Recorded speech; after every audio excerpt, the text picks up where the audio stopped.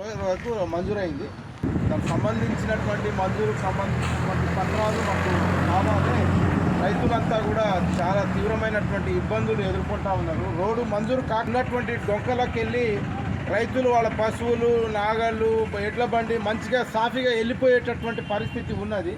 మీరు వచ్చినాక రోడ్డు మంజూరైనాక సౌడు తీసుకొచ్చి మట్టి తెచ్చి ఆ రోడ్డు మీద వేయడం వల్ల పోవడానికి తీవ్రమైనటువంటి ఇబ్బందులు అనేక ఆటంకాలు ఎదురవుతూ ఉన్నాయి. కాబట్టి ఈ ఆటంకానికి మీరే ప్రధాన సూత్రధారులు అవుతారు.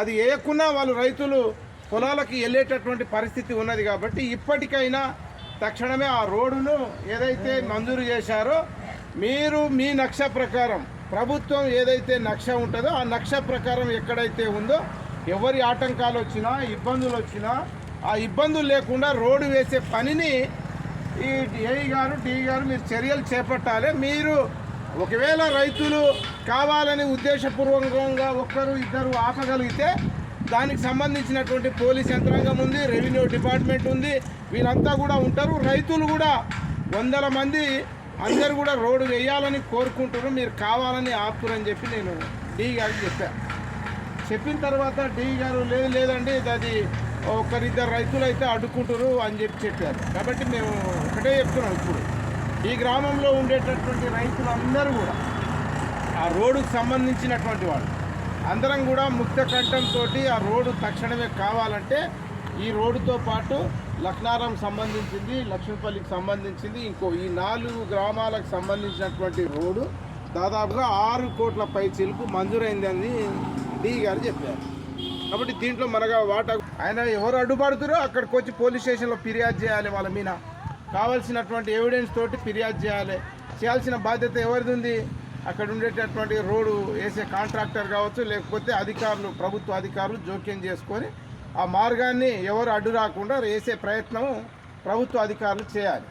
ప్రభుత్వ అధికారులు వర్షం వస్తుందని చెప్పి సాకుగా చూపి వీళ్ళు వేరే రోడ్డు లక్నారం రోడ్డు ప్రారంభం చేసి అక్కడ వేస్తూనే ఉన్నారు. మీది వదిలేశారు, అక్కడ వేస్తున్నారు. కాబట్టి వాళ్ళు కూడా టెక్నికల్గా ఏదో ఈ వర్షంలో వెహికల్స్ నడువు చేయవు అనేటటువంటి ఆ కోణంలో ఆలోచన చేశారని చెప్పి మేము అనుకుంటా ఉన్నాం. కాబట్టి అట్లా కాకుండానే మీరు ఇప్పుడు వచ్చినటువంటి వాళ్ళు 20 మంది ఉన్నా రేపు 100 మందితోటి మనం ఎల్లుండా రేపా మీరు ఒక డేటు అనుకొని ఆ డేటు నాడు మనం తక్షణమే రోడ్డుపైకి వెళ్దాం. రోడ్డుపై నుంచి వచ్చి రిలే దీక్షలు కూర్చుందాం. ఒక్కరోజు కూర్చుంటే మన దగ్గర డిఈ వస్తారు, ఏఈ వస్తారు, అవసరం అనుకుంటే ఎమ్మెల్యే కూడా జోక్యం చేసుకుంటాడు ఈ విషయంలో.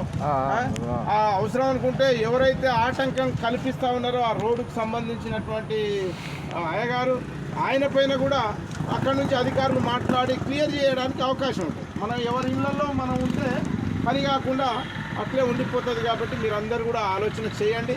మీరు చేసే పోరాటానికి మీ వెనకాల సిపిఎం పార్టీ ఉంటుంది. మాకేం ఓట్లేయమని మేము కోరట్లేదు. సిపిఎం పార్టీ ఏం రాజకీయంగా సర్పంచ్గా పోటీ చేయట్లేదు, వార్డు నెంబర్ పోటీ చేయట్లేదు, అవునమ్మా ఎంపీటీసీ పోటీ చేయట్లేదు. పోటీ చేసేటోళ్ళు రేపు వస్తారు. వాళ్ళు ఇక ఈ దీంట్లో రారు, పోరాటాల్లోకి రారు. అవసరం అనుకుంటే ప్రజల బాధలు పట్టించుకునేటోళ్ళు కాదు. ఓట్లప్పుడు వస్తారు, ఓట్లు వేసుకుంటారు, తర్వాత 5 ఏళ్ళు ఏం చేయాలో చేసేటోళ్ళు ఉన్నారు వాళ్ళు. కాబట్టి మేము ప్రజల ఆటంకం ఉన్నా, ప్రజల ఇబ్బందులు ఉన్నా, ప్రజల బాధలు ఉన్నా, ఎక్కడ ఏమున్నా నాకు లాల్ అహ్మద్ గారు చెప్పారు. దాదాపు 15-20 రోజుల నుంచి ఆ రోడ్డు విషయంలో మీరు ఎవ్వరు చెప్పకపోతే ఇది చాలా రైతులు తీవ్రమైనటువంటి ఇబ్బందులు ఎదుర్కొంటా ఉన్నారు. ఆ మార్గాన పోయేటటువంటి భూమి మాది కూడా ఉంది. కాబట్టి ఈ భూమికి సంబంధించిన రైతులందరి ఇబ్బందులు వస్తామని చెప్తా ఉన్నారని చెప్పారు. చంద్రశేఖర్ రెడ్డి అట్లాగే గౌసు వాళ్ళిద్దరు కూడా ఆ రోడ్డు కోసం కొంత ప్రయత్నం చేసి వేసేదానికోసం రైతులతోటి అందరినీ ఒప్పించి కొంత ప్రయత్నం చేశారని చెప్పారు. వీళ్ళంతా ప్రయత్నం చేస్తున్నప్పుడు కూడా ఇప్పుడు మీరందరూ కూడా ఒకటే ఆలోచన చేయండి. రాజకీయ పార్టీలు పక్కకు పెడదాం, మనకు రోడ్డు కావాలి, మన భూములకు పోవడానికి రహదారి బ్రహ్మాండంగా కావాలి. అది కూడా మీరు అనుకుంటున్నటువంటి క్వాలిటీతో మీరు ఈయన ఆందోళన చేస్తే ఇప్పుడు రోడ్లు ఎట్లా వేస్తారంటే రోడ్లు వేసేటటువంటి అధికారులు కూడా పొలాలకు పోయే దారి కాబట్టి కొంచెం ఇట్లా వేసుకొని పోతారు. అట్లా కాకుండా మీరందరూ కూడా ఒక్కసారి బిగ్గర్ అయితే రూల్ ప్రకారం ఎట్లా వేయాలి, క్వాలిటీ కంట్రోల్ అధికారులు వచ్చి తక్షణం దీన్ని ఏ కంకర వాడాలి, ఏ మట్టి వాడాలి, ఏ డాంబర్ వాడాలి, ఇవన్నీ కూడా ఉంటాయన్నమాట. మీ రైతులు ఆ విషయానికి మనం ఒక్కసారి అధికారుల దృష్టికి తీసుకెళ్తే ఖచ్చితంగా మీ రోడ్డు కూడా క్వాలిటీగా వేయడానికి అవకాశాలు ఉంటాయి. మీరందరూ కూడా ఉండండి. మీ వెనకాల సిపిఎం పార్టీ ఉంటుంది. ఇప్పటికీ దానికి అయినటువంటి ఖర్చు మంజూరు అంతా అధికారులు మనకి ఇక్కడి నుంచో మట్టి అనేది తీసుకొచ్చి వేయాలి. 2 కిలోమీటర్లు తెస్తాడా ఏ అధికారులు 10 కిలోమీటర్ల నుంచి తెచ్చేస్తారా అనేటట్టు మంచి మురం తెచ్చి వేయాలి. మురం వేసిన తర్వాత కాంక్రీట్ వేయాలి. కాంక్రీట్ వేసిన తర్వాత డస్ట్ వేయాలి. డస్ట్ వేసిన తర్వాత డాంబర్ వేయాలి. ఇదంతా కూడా వేయాలి కాబట్టి ప్రాసెస్ ఉంటుంది. దాన్ని మళ్ళీ నీళ్ళతోటి బాగా తొక్కియాలి. ఇదంతా కూడా ఉంటుంది కాబట్టి అట్లా ఎంత క్వాలిటీగా చేస్తే అంత రోడ్డు కూడా అన్ని సంవత్సరాల పాటు సర్వీస్ ఇవ్వడానికి అవకాశం ఉంటుంది. కాబట్టి దీనికి మనం అందరం కూడా మీరు చేసే పోరాటానికి మేము మీ వెనకాల ఉంటాం.